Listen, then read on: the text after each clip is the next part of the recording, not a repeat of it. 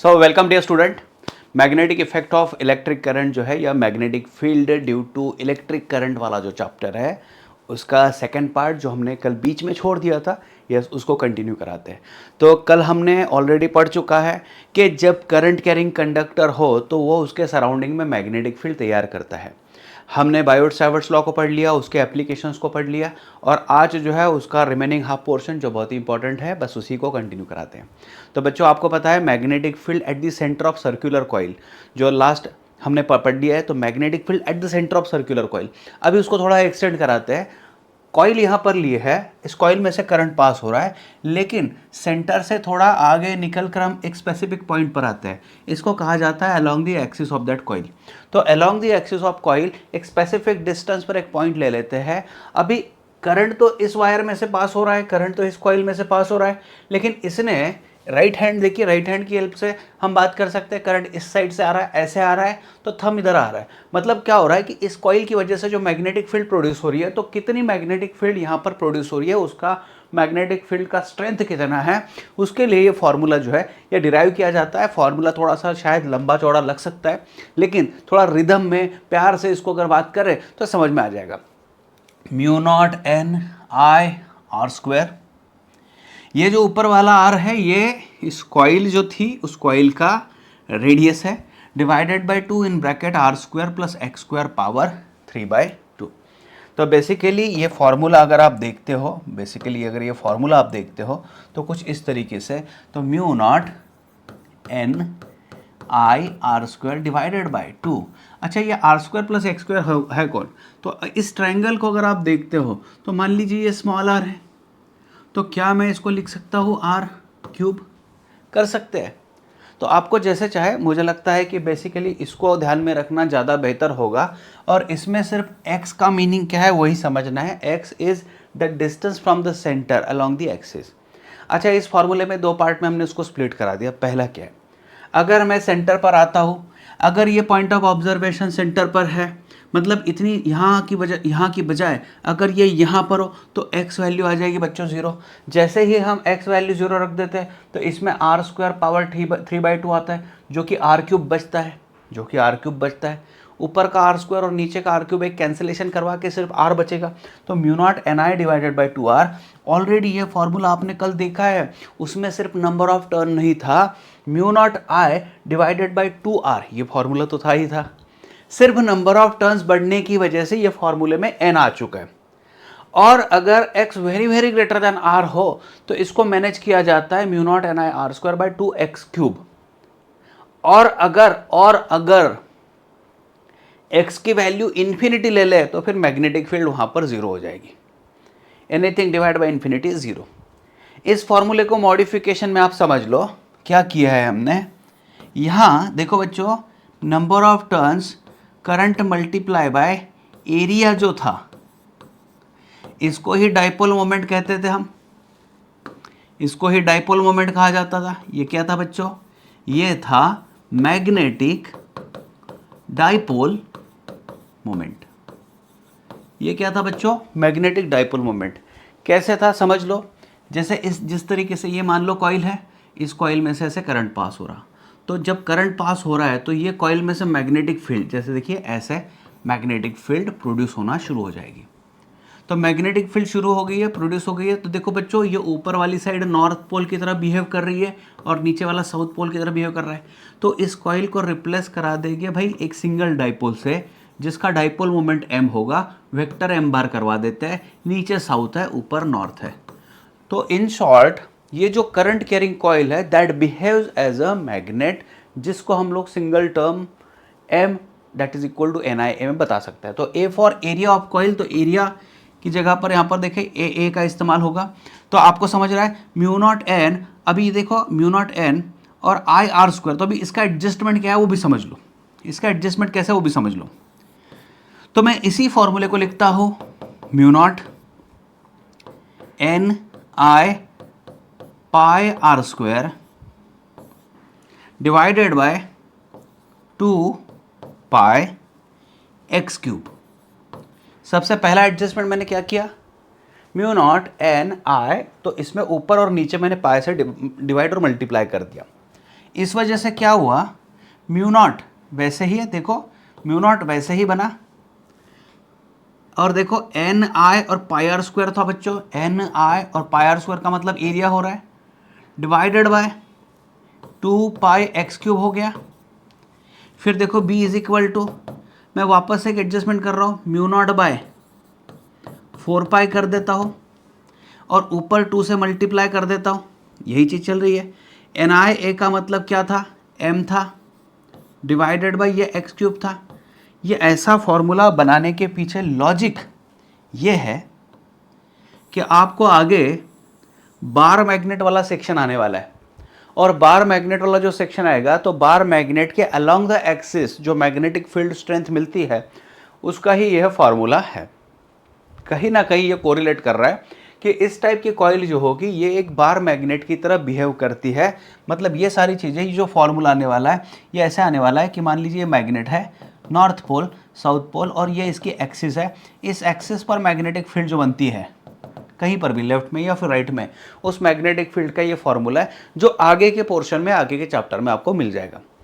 तो अभी समझने वाली बात क्या है, इस पर सीट में जो क्वेश्चन बनने वाला है उस क्वेश्चन के बारे में हम बात करते हैं। तो क्वेश्चन क्या बनने वाला बच्चों, आपको किसी भी हालत में ये फॉर्मूला ध्यान में रखना ही पड़ेगा। इसकी ये सारी स्पेशल केसेस है, इसकी ये सारी के सारी स्पेशल केसेस है, लेकिन मेन फॉर्मूला तो बच्चों यही है।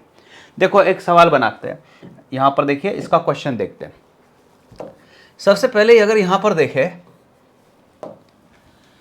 सर्कुलर कॉइल बताया गया है जिसका रेडियस r है, करंट कैरिंग I है, the magnetic field due to coil at a point, देखो यहां से शुरुआत है, at a point on the axis of a coil located at distance small r from the centre and r is very very greater than x। अभी आपको चीज समझ रही है, तो यहां पर इन्होंने x की जगह पर स्मॉल r का कॉन्सेप्ट यूज किया, तो ये इसको निकाल देता हूं, x की जगह पर इन्होंने स्मॉल r बोल दिया, तो फॉर्मूला तो उतना ही बन रहा है, लेकिन for x very very greater then r इसकी बजाय इन्होंने क्या बताया, क्या बताया, small r very very greater then capital R। तो बच्चों फॉर्मूला जो बन रहा है mu naught N I capital R square divided by mu naught N I R square divided by twice of जो एक्स क्यूब था। आपको समझ में आ रहा है, आपको समझ में आ रहा है, यही फॉर्मूला था ट्वाइस एक्स क्यूब, एक्स की जगह पर आर का इस्तेमाल हुआ है। तो आपके सवाल का जवाब देखो कितना स्ट्रेट फॉरवर्ड क्वेश्चन है। यहाँ पर मैग्नेटिक फील्ड देखो, magnetic field is directly proportional to 1 by x cube है, तो एक्स क्यूब है तो एक्स की जगह पर सिर्फ आर लिखना पड़ेगा, that is B inversely proportional to that r power 3। बच्चों ये बन रहा है यहाँ पर, या डायरेक्टली प्रोपोर्शनल, देखो यहाँ पर डायरेक्टली प्रोपोर्शनल है तो आ गया आंसर। उसी तरीके से अभी देखो सेकंड क्वेश्चन क्या पूछा गया है। सेकंड क्वेश्चन में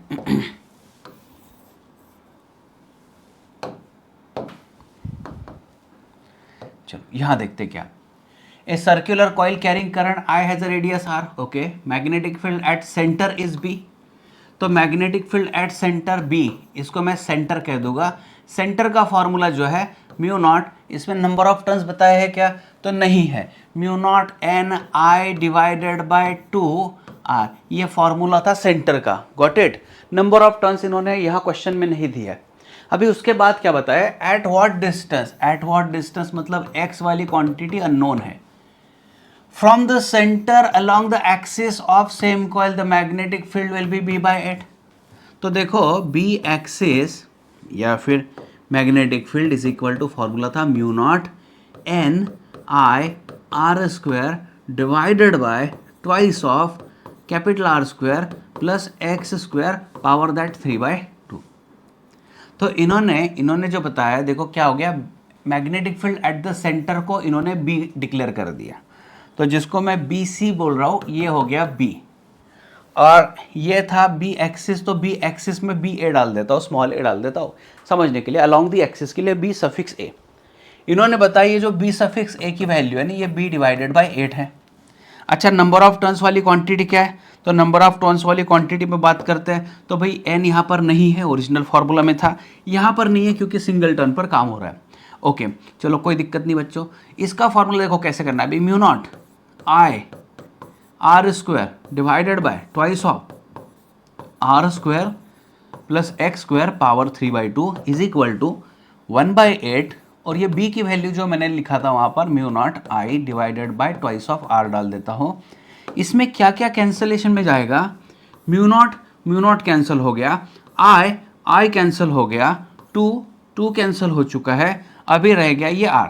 तो मैं क्या कर देता हूँ, इसको इस r को यहाँ मल्टीप्लाई कर दूँ तो r3, उसके बाद में ये r square plus x square power 3/2 is equal to ये जो 1/8 था ना बच्चों, तो 1/8 को 1/2 का पावर 3 लिख देता हूँ, चलेगा। 1/8 को 1/2 का पावर में 3 डाल देता हूँ, तो हर तरफ क्यूब रूट निकाल लो। जैसे ही क्यूब रूट निकाल दिया तो ये r बन गया, नीचे r square plus x square power 1/2 बन गया, क्यूब रूट निकाल दिया, और इधर भी 1/2 बच गया।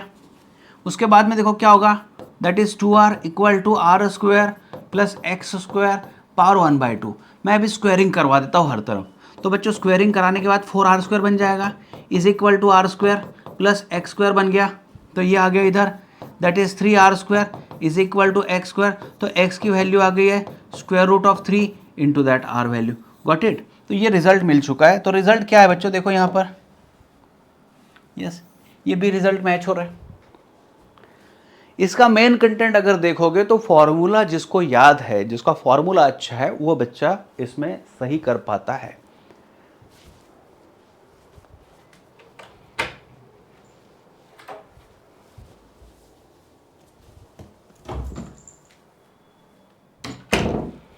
ओके आगे बढ़ते हैं।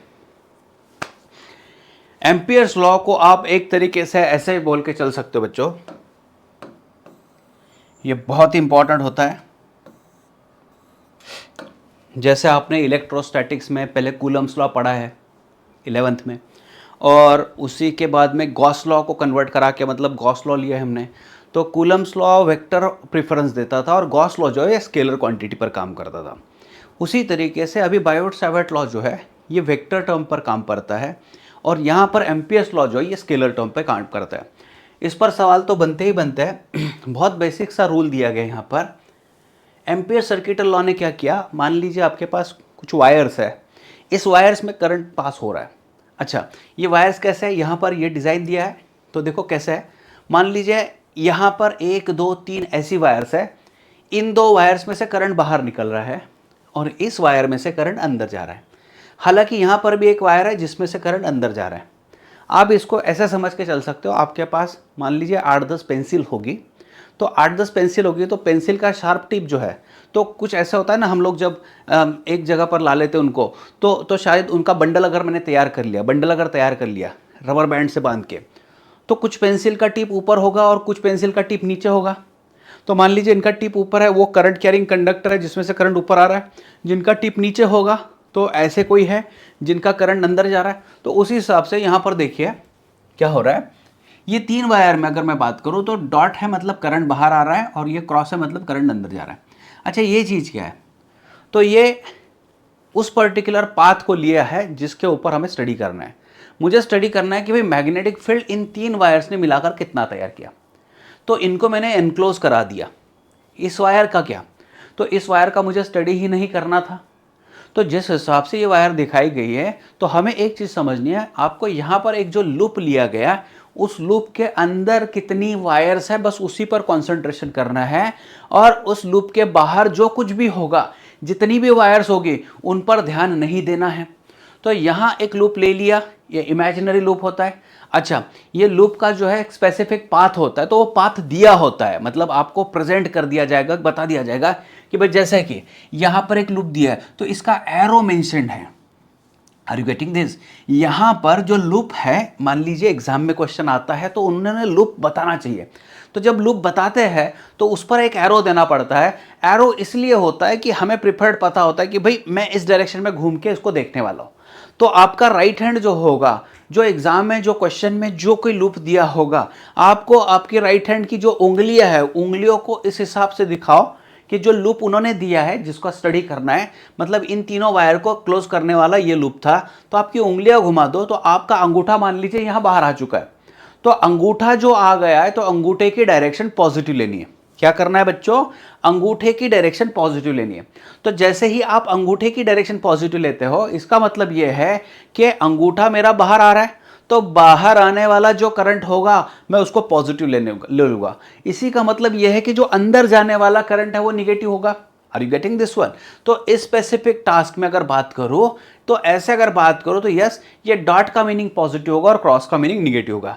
I4 के बारे में क्या करें, ये लूप के बाहर है तो इसको लेना नहीं है, गॉट इट, उसको छोड़ देना। तो अभी I1 एंड I2 अंगूठे के डायरेक्शन से, तो यस पॉजिटिव, और I3 जो है निगेटिव है, and I4 not used in this equation. तो इनका इक्वेशन था integration b bar dot dl bar equal to mu naught times I in, जितना लूप के अंदर करंट है उतना ही लो, और विथ प्रॉपर साइन के साथ लो। तो लेफ्ट साइड में देखिए integration b bar dot dl bar is equal to mu naught times I1 addition, I2 addition, और I3 को हमने निगेटिव करा दिया, गॉट इट।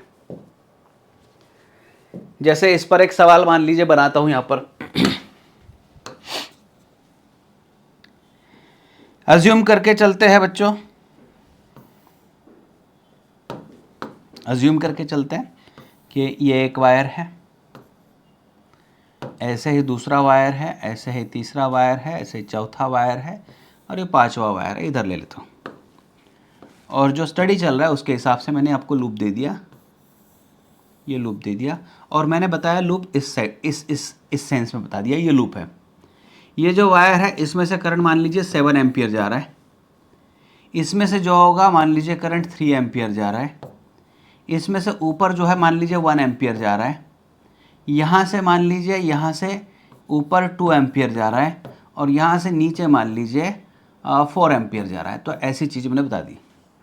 अभी इस अगर लूप को आप देखते हो, क्लोजली लूप को देखते हो, तो लूप का सेंस जो था उस सेंस से अगर बात करें तो मेरी राइट हैंड की उंगलियां कुछ इस तरीके से मुझे कर्ल करना पड़ेगा, ताकि नीचे वाला जो होगा, अंगूठा मेरा नीचे आने वाला है, तो नीचे की डायरेक्शन जो होगी पॉजिटिव होगी।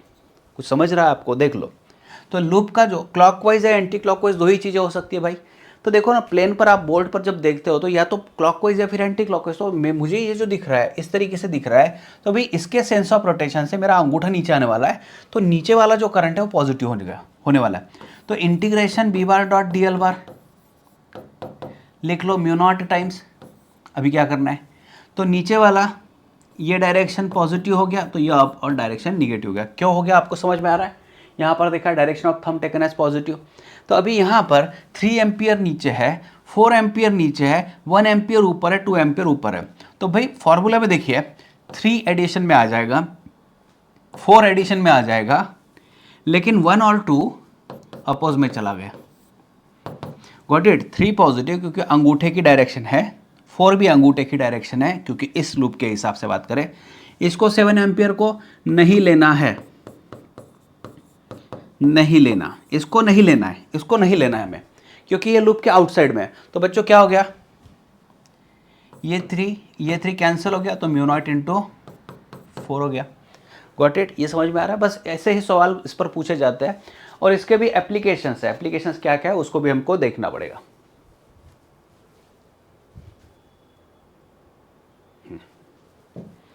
इसके बेसिक लेवल पर 2 एप्लीकेशन है, एक सोलेनॉइड से रिलेट करता है और दूसरा जो होता है वो टोरॉइड से रिलेट करता है।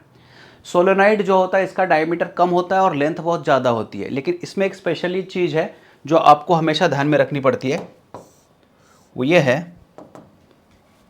कि यहाँ पर बच्चों स्मॉल एन वाली कॉन्सेप्ट लाइए। अभी तक जो था नंबर ऑफ टर्न्स पर ही काम किया जाता था, 1 टर्न, 2, 3, 4, 5 इस तरीके से, लेकिन यहाँ पर स्मॉल एन का मीनिंग है टर्न डेंसिटी, मतलब number of turns per unit length. Number of turns per unit length पर काम होता है। तो नंबर ऑफ टर्न्स एन है और लेंथ जो होगा इस सोलेनॉइड का वो कैपिटल एल या फिर स्मॉल एल में दिखाया जाता है। तो ये यहाँ तक बन रही है चीज़ें। अभी मैग्नेटिक फील्ड जो होगी, अगर बात करें आउटसाइड की, तो outside magnetic field should be 0। Solenoid इतना छोटा होता है, चाहिए इतना छोटा वर्ड्स फॉन्ट्स हो गया, पता नहीं आपको ये रीड करते आएगा या नहीं, लेकिन ठीक है कोशिश करो, मैं बता रहा हूं यहां पर। आउटसाइड अगर बात करें तो आउटसाइड मैग्नेटिक फील्ड इज 0।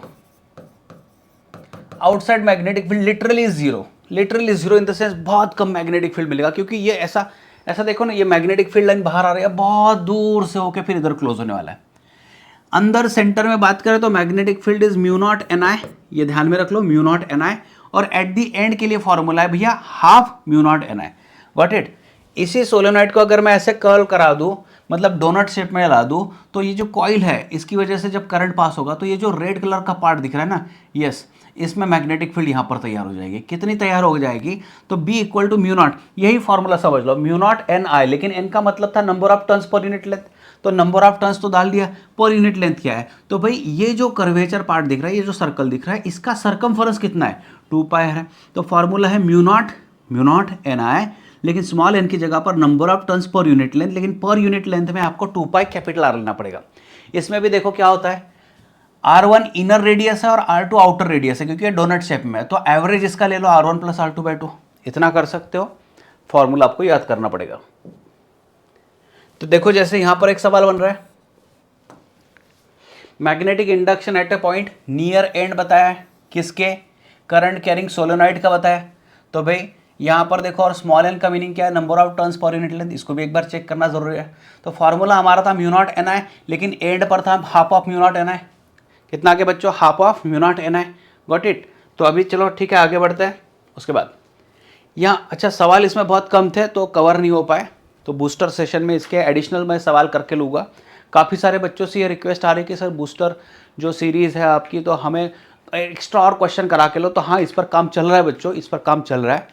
तो काम बहुत सारा है, तो जैसे जैसे वक्त मिल रहा है आपके लिए मैं काम कर रहा हूँ, कोशिश कर रहा हूँ, पूरा पूरा दिल से दिमाग से काम चल रहा है।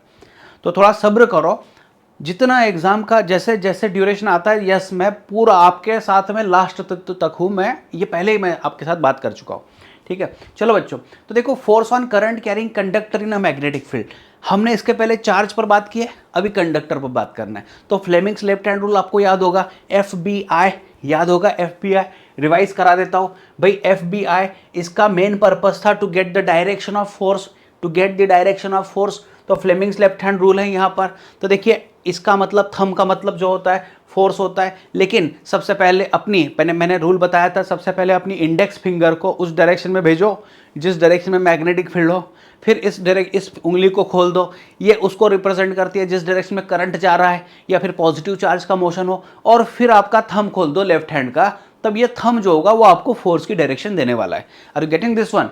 तो ठीक है, इसका फॉर्मूला था F bar equal to I L bar cross B bar. L bar जो है एक तरीके से लेंथ वेक्टर है, जिस डायरेक्शन में करंट जा रहा है उसी डायरेक्शन में आपको लेंथ का वेक्टर लेना पड़ेगा। लेकिन लेंथ वेक्टर जब हम बात करते हैं तो इस पर यह बहुत बढ़िया इंपॉर्टेंट चीज़ है, देख लो समझ लो। मान लीजिए ऐसे एक लूप है, इसमें से करंट पास हो रहा है, तो भाई इसको मैं वेक्टर में कैसे कन्वर्ट करा दूँ? तो इसके लिए अगर वेक्टर में बात करूँ तो this is as good as like this kind of a vector. देखो ये सेमी सर्कुलर आर्क था, इसमें से करंट जा रहा है तो मैंने इसको मॉडिफाई करा दिया। या फिर मान लीजिए ऐसे कोई लूप है जिसमें से करंट ऐसे ऐसे पास हो रहा है, तो मैं इस एंड को कनेक्ट करा दूं और फिर जिस करंट की डायरेक्शन में उसको लेंथ वेक्टर मान लूं। आपको ये समझ रहा है? इसको मैंने मॉडिफाई किया है। तो एवरी टाइम देखिए शेप ऑफ वायर कुछ भी हो, उसका स्टार्ट और एंड पॉइंट इनको ही जोड़ना होगा। मान के ऐसे चलते हैं कि ऐसे कोई वायर था, इसमें से ऐसे करंट जा रहा है, ये स्टार्ट पॉइंट और ये एंड पॉइंट, तो इसको मैंने रिप्लेस करा दिया इससे, ये करंट जा रहा है, बस मुझे इतना ही लेना पड़ेगा इसको। Are you getting this? तो ये लेंथ वेक्टर जो बनने वाला है, लेंथ वेक्टर अगर बने तो ये लेंथ वेक्टर हो गया। तो इस तरीके से शॉर्ट में क्या है, आपको स्टार्ट और एंड देखना पड़ेगा और उसको जोड़ना पड़ेगा, फिर बाकी तो प्रोविजन दी गई होगी कि इनको जोड़ने के बाद जो लेंथ बन रहा है वो आप निकाल सकते हो। तो I L bar cross B बार ये समझना है आपको। इसमें मैग्नीट्यूड और डायरेक्शन पर काम करना है, तो direction Fleming's left hand rule ही देने वाला है। फिर मैग्नीट्यूड क्या, तो ILB साइन थीटा। थीटा जो होता है वो लेंथ वेक्टर और मैग्नेटिक फील्ड वेक्टर में होता है। देखो जैसे यहाँ पर ये लेंथ वेक्टर है और ये मैग्नेटिक फील्ड है, तो इन दोनों के बीच का एंगल हो गया थीटा। अगर देखो वही चीज आ रही है, मैग्नेटिक फील्ड को अगर लेंथ वेक्टर पैरेलल हो, मतलब एक वायर है जो मैग्नेटिक फील्ड को पैरेलल है और इस वायर में से करंट पास हो रहा है, तो कोई फोर्स एक्सपीरियंस नहीं होगा। लेकिन जब मैग्नेटिक फील्ड और करंट कैरिंग कंडक्टर एक दूसरे को 90 डिग्री पर आते हैं तो फोर्स का बच्चों फोर्स मैक्सिमम आएगा ILB।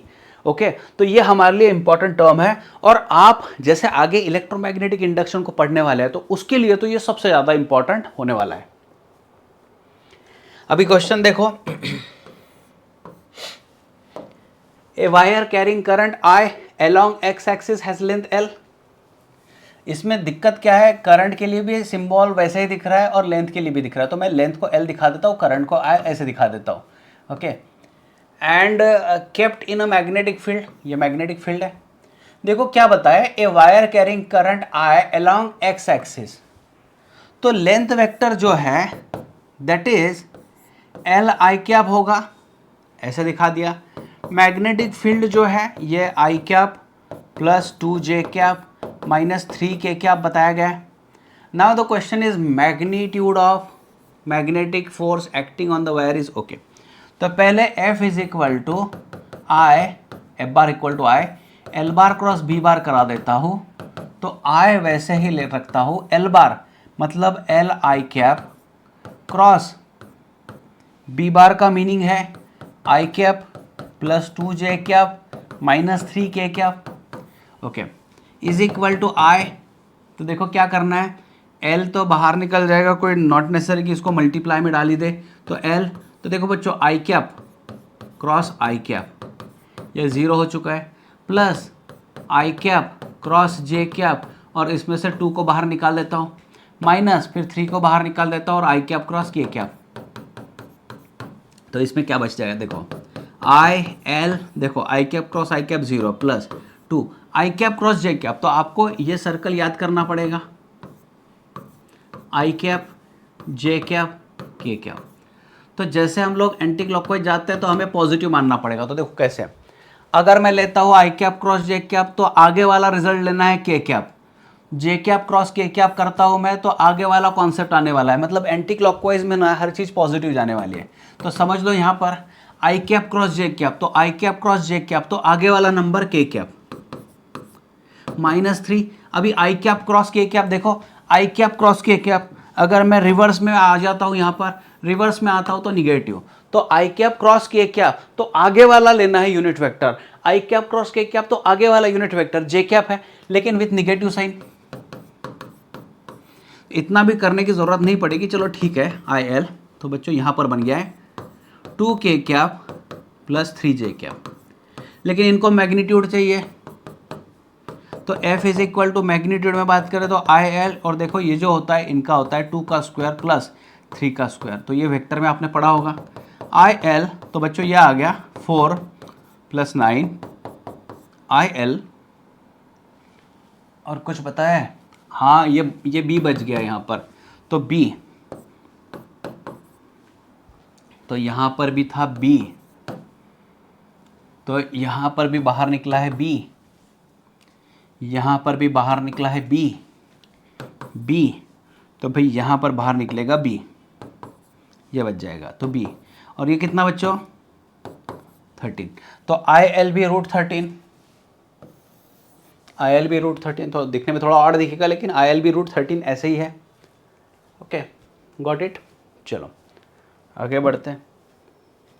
इसके बाद ये दो कॉन्सेप्ट्स है पैरेलल कॉम्बिनेशंस में, जैसे वायर करंट कैरिंग वायर्स है। यहाँ पर देखिए मैं कुछ हिंट बताया हुआ आपको, इंपॉर्टेंट है ये, force between two infinitely long parallel wires के बारे में बात हुआ है। तो होता क्या है, एक करंट, एक वायर जिसमें से करंट पास हो रहा है, ये खुद की मैग्नेटिक फील्ड तैयार कर लेता है, और इसकी मैग्नेटिक फील्ड में दूसरा अगर करंट कैरिंग कंडक्टर आए तो वो फोर्स एक्सपीरियंस करता है। तो आपको एक चीज़ समझनी है यहाँ पर, लाइक करंट मतलब एक ही डायरेक्शन में करंट जा रहा है। अगर एक ही डायरेक्शन में करंट जा रहा है तो इनके बीच में अट्रैक्शन है, इसको कहा गया लाइक करंट। एक ही डायरेक्शन में अगर करंट है तो आपको बताना है अट्रैक्शन। समझ लो इसको, ये इस पर सवाल बनता है। एक ही डायरेक्शन में करंट जा रहा है तो एक ही सेंस में एक ही डायरेक्शन में करंट आ रहा है, तो एक ही डायरेक्शन में करंट आ रहा है अट्रैक्शन, और अपोजिट डायरेक्शन में अगर करंट जा रहा है तो इनके बीच में बनेगा रिपल्शन। ये समझने वाली बात है। देखो इसको याद रखना कैसे रखना है, देखो like current attraction, unlike current repulsion. देखो क्या होता है, हमने क्या पढ़ा है, देखो लाइक चार्जेस रिपेल, हमने क्या पढ़ा है, लाइक चार्जेस मतलब पॉजिटिव पॉजिटिव रिपेल या फिर निगेटिव निगेटिव रिपेल। तो हमारे दिमाग में बैठ जाता है कि लाइक जो होता है रिपेल करता है। यहाँ पे ऐसा नहीं है, यहाँ पर लाइक अट्रैक्शन के लिए बात की है और अनलाइक रिपल्शन के लिए बात हुआ है। तो इसको ध्यान में रख लो। इसका फॉर्मूला जो है, ये फॉर्मूला जो होता है ये स्मॉल है, that is force per unit length. क्योंकि इनफाइनाइट लेंथ की वायर है, इसी वजह से फोर्स की जगह पर फोर्स पर यूनिट लेंथ वाला कॉन्सेप्ट आया। तो force per unit length is mu naught by 4 pi twice I1 I2 divided by इन दोनों के बीच का सेपरेशन। तो ये मास्टर फार्मूला हो गया, mu naught by 4 pi twice I1 I2 divide by a. इसका इस्तेमाल करना है और इसमें ये चीज इंपॉर्टेंट है रिपल्शन अट्रैक्शन वाली। जैसे कि यहां पर समझ लो, अभी क्या है, A B and C are 3 parallel conductors of equal length, ठीक है, carrying current I and 2I, I and 2I। लेकिन देखो यहां पर करंट का डायरेक्शन रिवर्स है। The distance A B and B C is same, तो ये डी है ये डी है। If F1 is the force exerted by B on A and F2 is the force exerted by C on ए, मतलब study किसका चल रहा है, स्टडी ए का चल रहा है। ओके, देन अभी फोर्स के बारे में बात करते हैं। तो देखो F1 is the force exerted by B on A, तो mu naught by 4 pi twice इन दोनों के बीच का product I square divided by क्या था बच्चों, डिस्टेंस था, तो इन दोनों के बीच का डिस्टेंस है D। ये हो गया 1।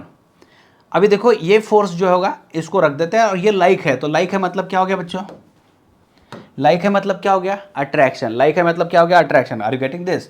लाइक है मतलब अट्रैक्शन। तो हुआ क्या, जैसे इसका स्टडी शुरू है तो बी ने क्या कर लिया, इसको अट्रैक्ट करना शुरू कर दिया, ये हो गया F1। F1 is attractive. अच्छा, ए और सी का अगर स्टडी करें तो ए और सी का स्टडी करें तो F2 इनके हिसाब से F2 is the force exerted by C on A, exerted by C on A, ठीक है। तो इनमें अनलाइक करंट है, तो अनलाइक करंट है, देखो इसका डायरेक्शन में यहां पर दे देता हूं, इस डायरेक्शन में F1 काम कर रहा है। तो F2 के बारे में बात करूं तो this is we are restricting a now, okay, इसको फिक्स करा दिया। तो लेकिन सी क्या कर रहा है, सी इसको रिपेल करेगा। क्यों करेगा, क्योंकि यहां पर देखिए अनलाइक करंट है। पहले फॉर्मूला लिख लेता हूं, mu naught by 4 pi twice, एक का करंट है I और दूसरे का करंट है 2I डिवाइडेड बाय इनके बीच का डिस्टेंस जो था बच्चों ये था 2D। तो अभी ये हो गया फॉर्मूला, लेकिन इसके और इसके बीच में है रिपल्शन, तो रिपल्शन है मतलब फोर्स का डायरेक्शन ये हो गया। तो देखो ए को मैंने वैसे ही कंसिडर कर लिया, बी इसको खींच रहा है खुद की तरफ, लेकिन सी उसको ढकेल रहा है अवे। अब अगर दोनों के फॉर्मूले आप चेक कर लो, दोनों के फॉर्मूले चेक कर लो तो देखो ये 2 और ये 2 कैंसिल ही हो जाएगा। बाकी फॉर्मूला तो मुझे है वैसे ही दिख रहा है, I इंटू आई स्क्वायर आ जाएगा, मतलब F1 और F2 की वैल्यू यहां पर सेम मिलने वाली है। ये डिस्टेंस की वजह से सारा एडजस्टमेंट हो चुका है। Got it? लेकिन हाँ, एक चीज और यहां पर है, देखो एक चीज यहां पर है, क्या हुआ, इन्होंने माइनस साइन का भी इस्तेमाल किया है। अगर डायरेक्शन में देखें तो F1 का डायरेक्शन और F2 का डायरेक्शन अपोजिट है, तो यस ये करेक्ट है। F1 is negative of F2, F1 is negative, more proper correct जो होगा वो F1 is negative of F2 आ जाएगा। ओके, चलो ठीक है, आगे बढ़ते हैं। 2 thin long parallel wires of same material are separated by distance smaller, both carry same current I in the same direction, hence they will क्या, तो separated by a distance R है। तो भाई फॉर्मूला दोनों में बन जाएगा F का फॉर्मूला, मतलब F in the sense this is not a force, actually this was a force per unit length. तो ये थोड़ा सा दिक्कत वाली चीज़ ही हो जाती है, जिसको हम लोग फोर्स पर यूनिट लेंथ पर काम होता है तो फोर्स पर भी उतना ही काम होने वाला है, सिर्फ लेंथ से मल्टीप्लीकेशन आने वाला है। तो चलो ठीक है, force per unit length that was a small f। यहाँ पर कैसे था, एनालिसिस था, इसलिए हमने फोर्स पर यूनिट लेंथ वाला कॉन्सेप्ट नहीं लिया, otherwise it was force per unit length. लिखते समय f लिखा है लेकिन फोर्स पर यूनिट लेंथ था। तो force per unit length mu naught by 4 pi twice I1 I2, क्योंकि I in the same direction तो I स्क्वायर आ गया डिवाइडेड बाय इन दोनों के बीच का डिस्टेंस।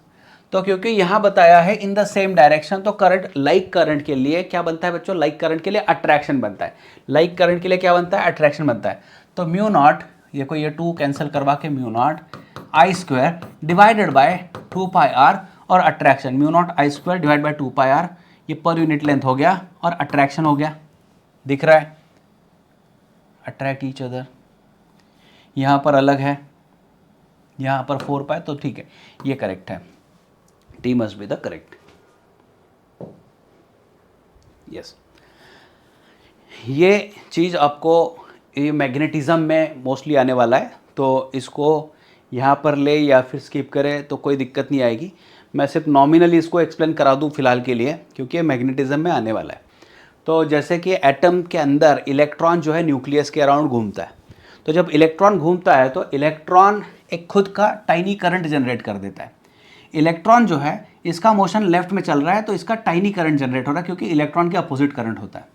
तो इसने क्या कर लिया यहाँ पर, खुद का एक डाइपोल मोमेंट, मतलब एक इलेक्ट्रॉन ने ऑर्बिटल मोशन की वजह से एक छोटा सा मैग्नेट कर लिया तैयार, खुद का पर्सनल मैग्नेट तैयार कर लिया। उसका डाइपोल मोमेंट क्या है, करंट इनटू एरिया। अच्छा, जो इलेक्ट्रॉन है, तो इलेक्ट्रॉन सर्कल में घूम रहा है, तो इलेक्ट्रॉन चार्ज तो इलेक्ट्रॉन का ई होगा और टाइम उसका टी होगा। तो करंट वाला फॉर्मूला जो है इलेक्ट्रॉन के लिए, ऑर्बिटिंग इलेक्ट्रॉन के लिए होता है E divided by capital T या फिर ई इंटू एफ फ्रिक्वेंसी, और A four pi are square. तो इसको सॉल्व करने के बाद, ये सारी चीज़ें रखने के बाद एम मिलता है आपको half of E omega R square या फिर E V R by two. तो आपको ये फॉर्मूला है E V R by two. कैसे आता है देख लो, मैं यहाँ पर दिखाता हूँ। देखो कैसे आता है, M equal to E divided by T into pi are square.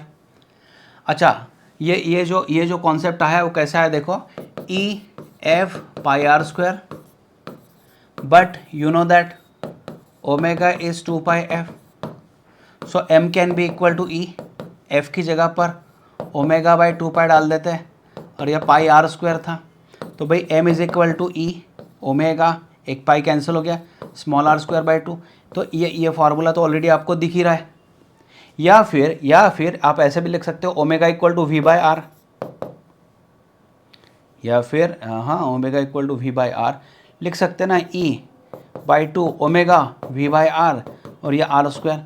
तो भाई एक आर कैंसिल करवाने के बाद ये आ जाएगा E V R by two, है ना। तो थोड़ा बेसिकली सर्कुलर मोशन का नॉलेज इसमें आवश्यक है, ठीक है। E V R by two ये आ गया।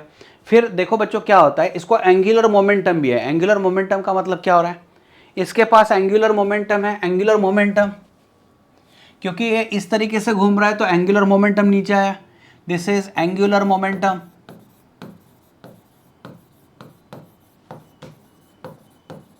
Angular momentum can be equal to mvr, या फिर क्वांटम मैकेनिक्स के हिसाब से आपका जो एटम न्यूक्लियर है तो उसका रिजल्ट एक फार्मूला था NH डिवाइडेड बाई 2 पाई, ये भी फार्मूला था। तो दोनों फार्मूले बन रहे हैं, mvr equal to NH by 2 pi, दोनों चीज़ें बन रही है। तो चलो ठीक है, यहाँ क्या करते हैं, ये डाइपोल मोमेंट वाला फार्मूला उठाते हैं और ये mvr वाला फार्मूला अगर उठाते हैं या फिर इनको एडजस्ट करते हैं तो it is seen that m by L is E divide by 2m। दिखा दूँ कैसे, देखो m by L m was EVR by 2 और ये l था MVR। तो देखो m by capital L is equal to VV cancel RR cancel, तो E बाई 2m बन गया। ये बनता है, बहुत आसान है, ये आपने ऑलरेडी पढ़ लिया होगा। ये मैग्नेटिज्म वाला कॉन्सेप्ट है, गलती से इधर आ गया। तो ये गायरोमैग्नेटिक रेशो इसको कहा जाता है, और गायरोमैग्नेटिक रेशो जो होता है वो 8.8 10 पावर 10 होता है कूलम पर किलोग्राम, इसको ध्यान में रख लो। और वेक्टर फॉर्म में अगर देखा जाए तो m बार और l बार एक दूसरे के अपोजिट, तो यहाँ पर माइनस साइन डाल दो, बस इतना ही करना है। यहाँ पर एक पॉइंट नोट डाउन की है कि अगर एंगुलर मोमेंटम की जगह पर NH बाई 2 पाई रखता हो तो यह फार्मूला थोड़ा सा अलग दिखेगा। देखो m, इसी फार्मूले आप लिख सकते हो m equal to E by twice M into L की जगह पर ये वैल्यू रख दो, है ना, फिर ये वैल्यू रख दो, यस एल की जगह पर ये वैल्यू रख दो। तो उसको सॉल्व करने के बाद n e h by 4 pi m, तो e h by 4 pi m जो था बोहर मैग्नेटॉन था, तो बोहर मैग्नेटॉन लिख लो 9.27 10 पावर माइनस 24। तो सिर्फ और ध्यान में रख लो, कोई दिक्कत नहीं है। चलो यहाँ तक ठीक है, यहाँ तक हमारे लिए इंपॉर्टेंट चीज़ें थी, ये छोटी छोटी चीज़ें थी। तो ये अगले चैप्टर में वो कॉन्सेप्ट आ जाएगा, लेकिन यहाँ पर क्वेश्चन तो ऑलरेडी बन चुके हैं, तो इस पर देख लेते क्या है। An electron makes full rotation of circle of radius pointed in 1 second, time भी दिया है। Magnetic field at the centre of circle is, magnetic field बताया गया। तो B is equal to mu naught NI divided by twice of R। एक तरीके से ये सर्कल ही तो कर रहा है, गॉट इट। इलेक्ट्रॉन भी अगर है तो इलेक्ट्रॉन का करंट कितना, तो हम लोग करंट ले सकते हैं भाई। हाँ चलो ठीक है, इलेक्ट्रॉन ने 1 सेकंड में, मतलब टाइम पीरियड जो था, तो E डिवाइडेड बाई 1, तो इतना टाइम पीरियड 1 सेकंड था, बताया ना इन्होंने, 1 सेकंड बताया। तो चलो चार्ज डिवाइड बाय मैं ले सकता हूँ, तो म्यू नॉट की वैल्यू बच्चों कितना है 4π10⁻⁷। आई की जगह पर लिख लेते हैं ई, क्योंकि डिवाइडेड बाय 1 सेकेंड था, डिवाइडेड बाय 2, आर की वैल्यू कितनी है 0.8 मीटर। Got it.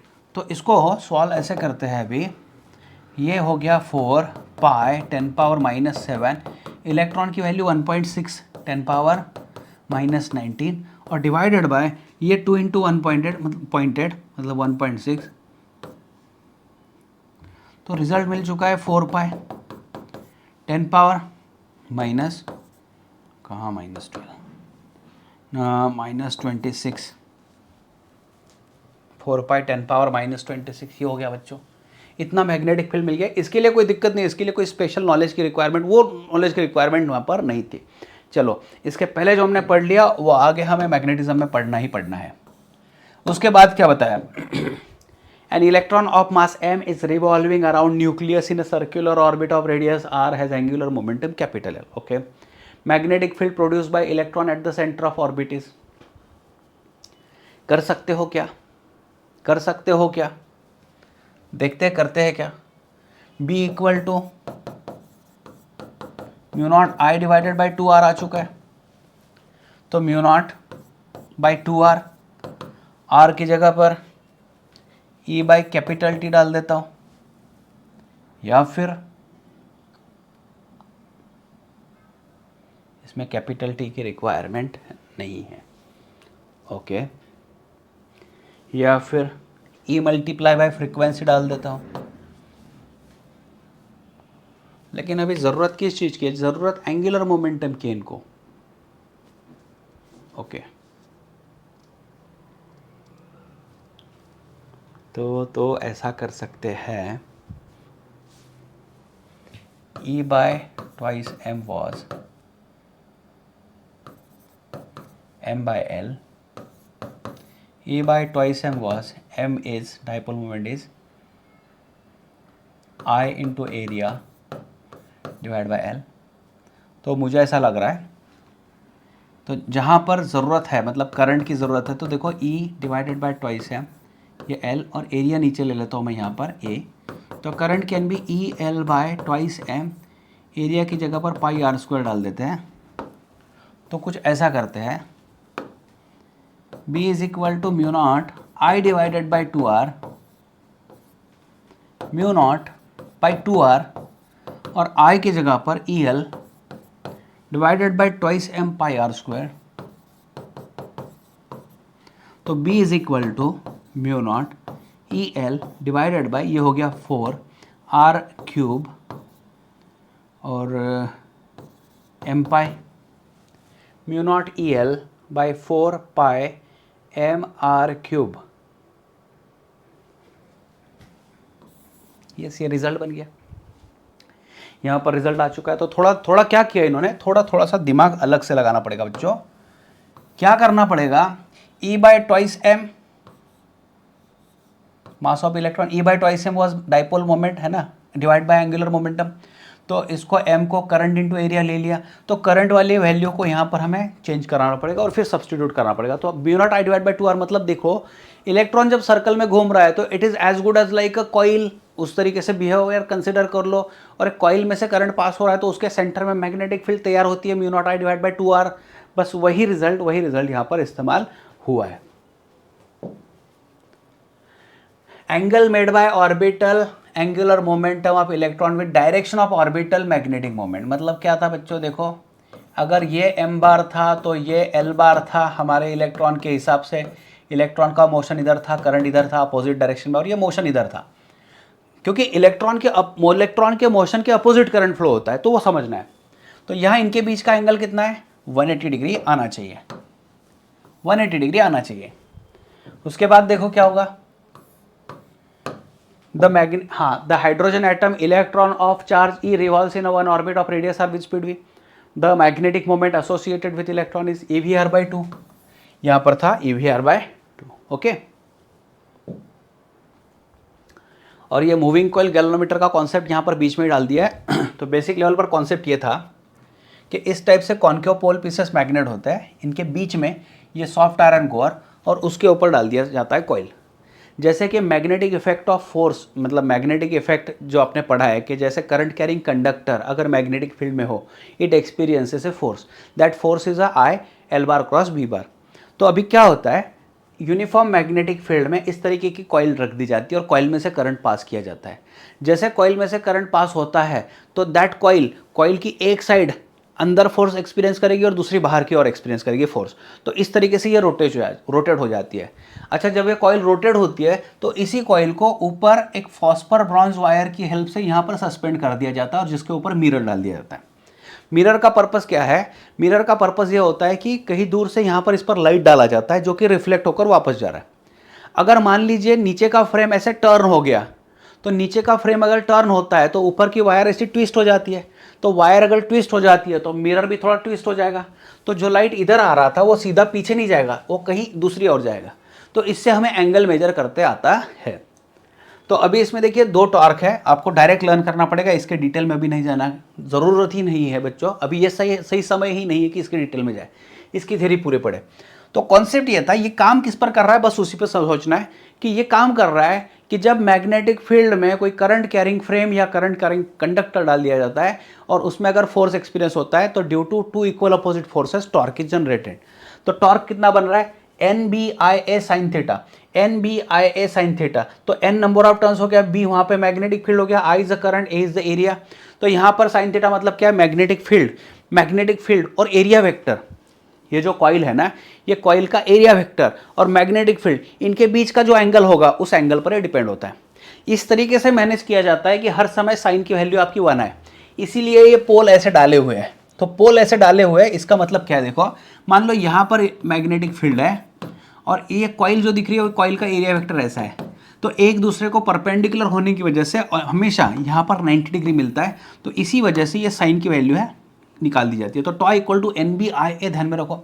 लेकिन जब ये रोटेट होता है तो ऊपर का जो वायर है, वायर ट्विस्ट हो जाता है। तो इलास्टिसिटी के कॉन्सेप्ट के हिसाब से ये ट्विस्टिंग हो जाता है। तो उसके अंदर एक रिस्टोरिंग टॉर्क जनरेट होता है। किसके अंदर?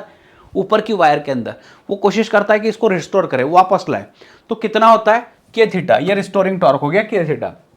जब दोनों ये इक्वल हो जाते हैं, अपोजिट हो जाते हैं, मतलब करंट की वजह से कॉइल जो है इधर जा रही है और वायर की वजह से रिस्टोर होने की कोशिश कर रहे हैं, जब दोनों इक्वल हो जाते हैं तो ये रुक जाता है फिनोमिनन। तो N B I A equal to K theta, I equal to K by N B A times theta. Current sensitivity होती है theta divided by current. Current sensitivity होता है थीटा डिवाइडेड बाय करंट। तो बस यही formula है, theta divide by current, N B A by K. Current sensitivity को बढ़ाना है, मतलब क्या है? इसके करंट मेजरिंग कैपेबिलिटी को, थोड़ा भी करंट जाए तो इसने मेजर करना चाहिए, ये होगी उसकी सेंसिटिविटी। थोड़ा भी करंट अगर सर्किट में से पास होता है तो इसने वो मेजर करके दिखाना चाहिए, दैट इज करंट सेंसिटिविटी। तो theta by I that is N B A by K. आपको इस पर सवाल बनता है कि करंट सेंसिटिविटी बढ़ाना है, तो अगर करंट सेंसिटिविटी बढ़ाना है तो के को कम करना पड़ेगा, नंबर ऑफ टर्न्स को बढ़ाना पड़ेगा, बी को बढ़ाना पड़ेगा और एरिया ऑफ कॉइल को बढ़ाना पड़ेगा। एरिया ऑफ कॉइल, ये एरिया ऑफ कॉइल को बढ़ाना पड़ेगा, ठीक है। वोल्टेज सेंसिटिविटी जो होता है वो थीटा डिवाइडेड बाय वी होता है। तो थीटा डिवाइडेड बाय वी कैसे करना है बच्चों? देखो, N B A divided by V की जगह पर देखो यहाँ पर क्या आ गया? के जी आ गया। तो क्यों आ गया इसके बाद इसकी समझ लो। देखो, वोल्टेज अक्रॉस जो गैल्वानोमीटर होता है वो होता है current through that galvanometer into resistance of galvanometer, V equal to I G. Voltage is equal to current into galvanometer का रेजिस्टेंस। तो देखो क्या होगा, V की जगह पर हम लोग आई जी लिख सकते हैं। तो जब मैं करंट सेंसिटिविटी Vs लिखता हूँ, इसका मतलब थीटा डिवाइडेड बाई V आता है, इसका मतलब theta divided by I into G आता है। तो Vs इक्वल टू 1/g वैसे ही, लेकिन थीटा डिवाइडेड बाय आई आपके पास था N B A by G, sorry N B A by K. तो बस यही रिजल्ट का इस्तेमाल हुआ है। तो दोनों में फर्क कितना है? करंट सेंसिटिविटी में एन बी ए बाई के था और वोल्टेज सेंसिटिविटी में एन बी ए बाई के साथ साथ नीचे में जी की वैल्यू लग चुकी है। तो इन दोनों का रिलेशन भी देख लो बच्चों, वी एस और आई एस। देखो, ये वोल्टेज और करंट नहीं है, सेंसिटिविटी है, ये अलग मामला चल रहा है।